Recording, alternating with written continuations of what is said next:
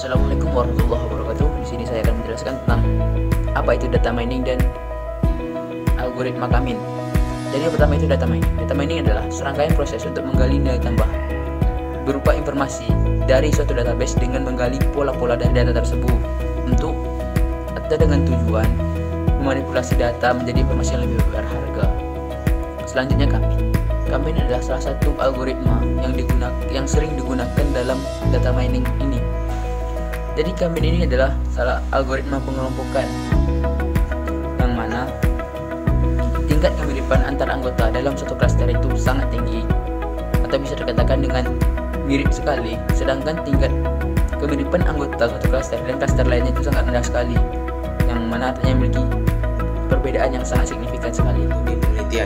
Penelitian ini dibuat menggunakan data primer dengan respondennya adalah mahasiswa S1 Teknik Informatika UPP angkatan 2018. Pengumpulan data dilakukan melalui IPK mahasiswa di semester 3. Langkah pertama yang dilakukan adalah menentukan jumlah K-cluster yang diinginkan sebagai sentroid awal. Algoritma Kamin membutuhkan parameter input sebanyak K dan membagi sekumpulan N objek ke dalam K-cluster sehingga tingkat kemiripan antar anggota dalam satu klaster tinggi, sedangkan tingkat kemiripan dengan anggota pada klaster lain sangat rendah. Kemiripan anggota terhadap klaster diukur dengan kedekatan objek terhadap nilai means pada klaster atau dapat disebut sebagai centroid cluster atau pusat massa. Langkah yang kedua adalah melakukan clustering objek dengan memasukkan setiap objek ke dalam klaster atau grup berdasarkan jarak minimumnya.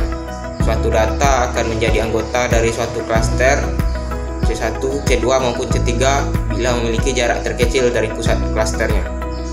Langkah ketiga adalah menghitung pusat klaster baru. Pusat klaster yang baru ditentukan berdasarkan pengelompokan anggota masing-masing klaster. Pusat klaster baru diperoleh dari rata-rata semua objek atau data dalam klaster. Langkah yang keempat dilakukan dengan mengulangi iterasi yang dimulai dari langkah 1 sehingga klaster yang baru memiliki angka yang tetap atau tidak mengalami perubahan. Sampel yang digunakan berjumlah 10 orang ditunjukkan dalam tabel 1. Yang pertama yaitu ada Maftu dengan IPK 3,25, lalu ada Naldi dengan IPK 3, lalu ada Wahyu, Salam, Fajarul, Adi, Anissa, hingga Lucy. Data sampling pada tabel dilakukan dengan menggunakan algoritma Kamin. Langkah-langkah yang dilakukan untuk melakukan pengelompokan adalah: yang pertama adalah kita menentukan jumlah klaster yang diinginkan sebagai sentroid awal. Pada penelitian ini, klaster yang dibuat sebanyak 3 buah, yaitu yang pertama ada klaster 2 dengan IPK 2,0, yang kedua ada dengan IPK 2,75, lalu klaster ketiga dengan IPK 3,25. Mengukur kedekatan objek terhadap nilai klaster, hasil pengukuran dapat dilihat pada tabel. Dari tabel tersebut didapat bahwa mahasiswa yang tergolong ke klaster 2 sebanyak 3 orang dan tergolong ke klaster 3 sebanyak 7 orang. Langkah selanjutnya adalah melakukan clustering objek sehingga didapat data clustering yang baru dengan K1 sama dengan 0, K2 sama dengan 3, dan K3 sama dengan 3,5. Langkah selanjutnya adalah mengulangi iterasi yang dimulai dari langkah 1 sehingga klaster yang baru memiliki angka yang tetap atau tidak mengalami perubahan.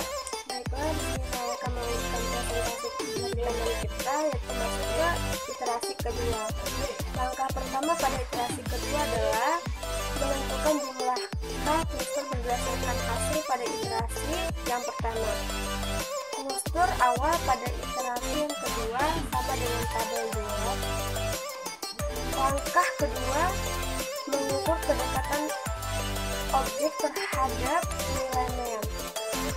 Berikut ada tabel yang di dalamnya ada nama, IPK, dan cluster. Yang ada beberapa nama-nama yaitu Maftu yang IPK-nya 3,25, clusternya 3, Naldi yang IPK-nya 3, yang clusternya 2, Wahyu IPK-nya 3, clusternya 2, Salam IPK-nya 2,75, clusternya 2, Badrul IPK-nya 3,5, clusternya 3, Adi IPK-nya 2,75 klusternya 2, Anissa yang IPK-nya 3,5 klusternya 3, Kori IPK-nya 2,75 klusternya 2, Yulia IPK-nya 2,8 klusternya 2, Lucy IPK-nya 3 klusternya 2. Jadi kesimpulan dari penelitian ini adalah bahwa metode kami dapat digunakan untuk melakukan pengelompokan mahasiswa dengan pendekatan IPK. Data dapat disimpulkan bahwa mahasiswa yang masuk ke klaster 1 dinyatakan tidak sanggup menguasai mata kuliah dan disarankan untuk mengambil jurusan lain. Lalu, mahasiswa yang termasuk ke dalam klaster 2 dinyatakan sanggup menguasai mata kuliah yang dia ambil. Sedangkan mahasiswa yang termasuk ke dalam klaster 3 berpotensi menyelesaikan pendidikan dalam waktu 3,5 tahun atau biasa kita sebut dengan cum laude.